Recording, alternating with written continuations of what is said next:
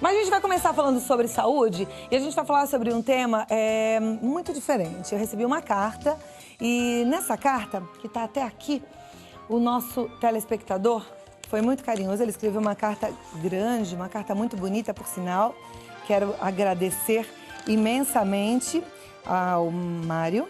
Ele fez aqui todo o relato do que ele tem vivido com a síndrome Guillain-Barré. Ele tem contado pra gente tudo que ele tem passado. E depois ele fala do programa de uma forma muito carinhosa. O Cogumelo do Sol já enviou para ele os cogumelos do sol e ele já disse que está feliz com os resultados, está tomando. Mas ele pede para que a gente fale dessa doença, até mesmo por compaixão ao seu próximo, para alertar as outras pessoas e para a gente ensinar aí como ela acontece, como é que a gente trata, como é que pode ser prevenida. Eu trouxe aqui hoje o Dr. Renato Anguiná, que é neurologista do Hospital Samaritano de São Paulo. Ele é orientador da disciplina de pós-graduação em neurologia da FMU. Ele é uma autoridade no assunto e vai me ajudar a explicar melhor essa síndrome para vocês. Por favor, doutor, muito obrigada por ter vindo. Tudo bem? Eu não sei se eu falei o seu sobrenome correto. Eu falei? Meu sobrenome você falou correto. Eu não sou ligado à FMU, sou ligado à Faculdade de Medicina da USP. Ah, Faculdade de Medicina da USP. Aqui eles falaram para mim FMU, Faculdade de Medicina da USP. Eu li o contrário. Então, bom, Faculdade de Medicina da USP, que é uma referência em faculdade de medicina. Doutor, muito obrigada por ter vindo. A carta que a gente recebeu foi realmente uma carta que nos comoveu. O nosso telespectador Mário, ele é do Rio Grande do Sul, de uma cidade litorânea. Na verdade, não é Mário, é o Jorge Luiz Lopes. É porque no final ele assinou Mário aqui e me confundiu. Ah, ele botou... enfim. E ele conta aqui um pouco a história da vida dele, né? E ele está falando que com essa síndrome que surgiu a partir de uma gripe, ele tem algumas complicações. Inclusive, teve que fazer uma traqueotomia, ele tem dificuldade de caminhar, enfim.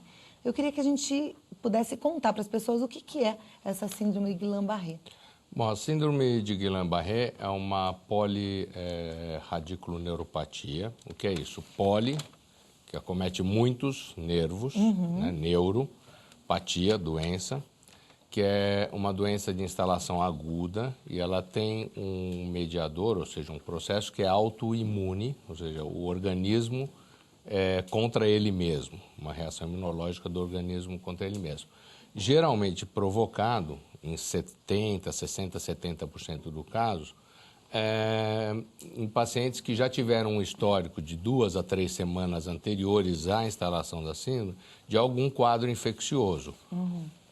Uma dos quadros infecciosos possíveis é até um resfriado, uma gripe que a pessoa pode ter tido, um quadro viral outro, citomegalovírus, em outras infecções por Epstein-Barr, enfim, um quadro infeccioso que depois até se cura esse quadro infeccioso e o organismo tem uma reação em relação àquele vírus, àquele agente infeccioso, que vai provocar inflamação de vários nervos ao mesmo tempo. E ela tem algumas características. Primeiro que ela é aguda, ela tem não é que uma instalação que vai, vamos dizer assim, ela demora 2 a 3 semanas é rápida, né? 2 a 3 semanas para se instalar, em média, né? E pode ser em graus diferentes essa manifestação da doença. Agora, ela não é uma doença extremamente... Vocês não precisam ficar assustados aí. Em caso todo mundo, vou ter gripe e vou ter essa doença. Não, porque ela é uma doença que acomete mais ou menos... Ela é rara, né? Ela é bastante incomum. Ela acomete 1 a 4 pessoas em cada 100 mil pessoas. Então, isso... as pessoas não têm que agora ficar alardeadas. Estamos aqui falando sobre isso, Agora, existe alguma forma de prevenir? Apesar dela ser rara, de prevenir, não, porque isso não dá para a gente saber quem vai poder ter essa reação, mas como ela também é incomum, a gente não precisa estar tão preocupado, a gente só precisa estar atento se alguns sinais da doença começarem, e ela tem algumas características próprias. Uma delas é que começa com sinais, por exemplo, de formigamento, nas extremidades, principalmente, essa é uma característica da doença, ela é ascendente, ela começa dos pés e vai subindo, pode chegar até a face, não é? Tanto que esse paciente, ele até disse que está com uma traqueostomia, porque perdeu também musculatura respiratória. Na verdade, comprometeu já muito do corpo dele, pelo Isso. que a gente então, entendeu. ela pode, por exemplo, não acender por todo o corpo, mas ela vai pegando de maneira simétrica, essa é uma outra característica, não é que formiga um lado ou formiga outro, ela vai subindo, e ela tem um tempo de evolução, que essa progressão dos sinais, no máximo, duram até 8 semanas. O comum é essa evolução para chegar num platô de estabilidade, 2 a 3 semanas. E existe possibilidade de regressão dessa síndrome? Sim, ela geralmente, numa parcela, geralmente ela regride totalmente. Se a pessoa tem a doença, por exemplo, de uma forma mais grave, totalmente a pessoa fica assintomática, vamos dizer assim, em cerca de 10 a 15, 17% dos casos, melhora 100%. Em graus diferentes, da mesma maneira na outra ponta, em 15 a 20% dos casos, às vezes um pouquinho mais, um pouquinho menos, dependendo dos estudos em que países são feitos, ela fica com alguma sequela definitiva que possa ser incapacitante, que talvez seja o caso desse telespectador.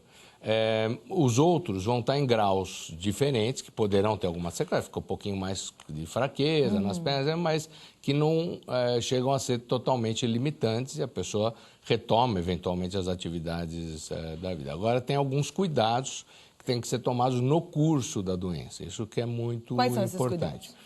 Então, assim, como ela é uma doença que não se sabe em que gravidade que ela vai evoluir, se ela vai ter um padrão leve e depois vai regredir totalmente, ou se ela vai ter um padrão mais grave, esse paciente ele tem que ser monitorado no hospital e muitas vezes vai requerer até a utilização de terapia intensiva, e por uma unidade de terapia intensiva, esse nosso telespectador, ele ficou, inclusive, mais de 80 dias na UTI. Sem entubado, porque acomete a musculatura respiratória acessória, então a pessoa pode entrar em falência respiratória se não for entubado. Inclusive, uma das causas, vamos dizer assim, possíveis de êxito letal, ou seja, de morte pela doença, é essa falta de assistência.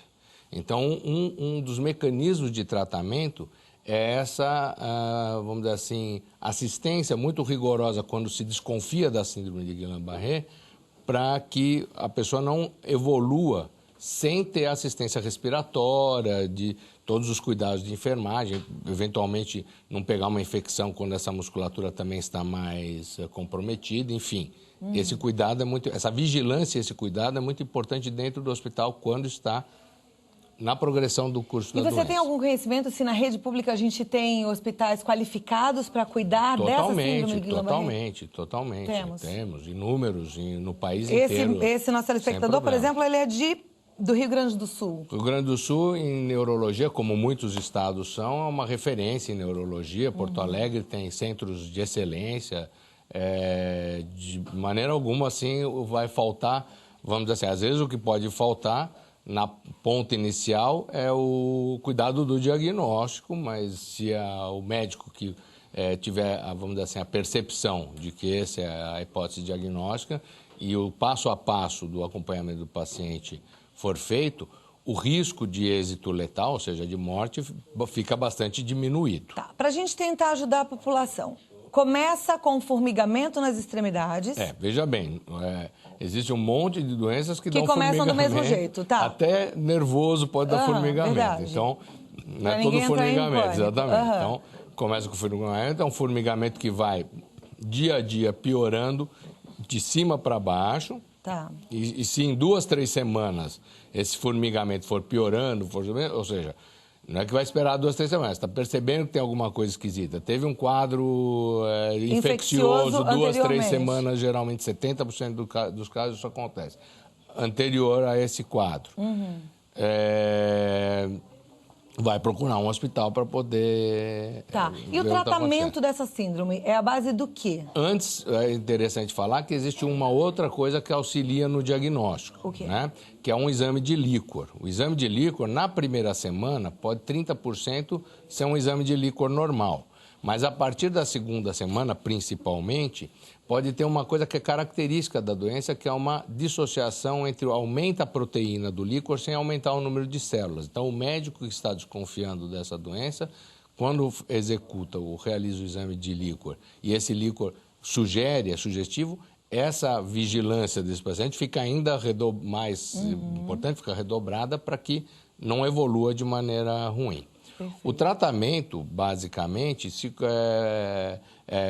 são essas duas formas de tratamento, uma que são dos cuidados do suporte, né? Ou seja, suporte ventilatório, suporte clínico, toda essa coisa, e outro tratamento específico da doença, que é feito de duas maneiras. Geralmente se fala em usar corticoide, antigamente se usava, corticoide hoje não é a recomendação básica, a recomendação básica é usar um tipo de medicamento que age nessa reação autoimune, que chama imunoglobulina, tá certo?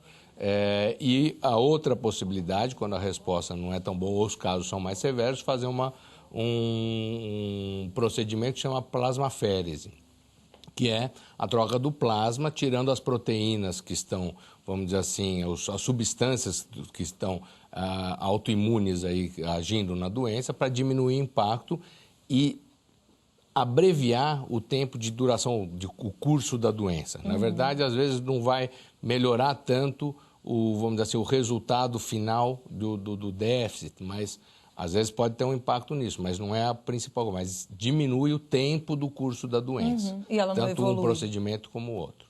Entendeu? Mesmo que ela evolua, vai ser mais rápido. A resolução do quadro total. Tá. Bom, eu acho que deu pra gente dar uma esclarecida.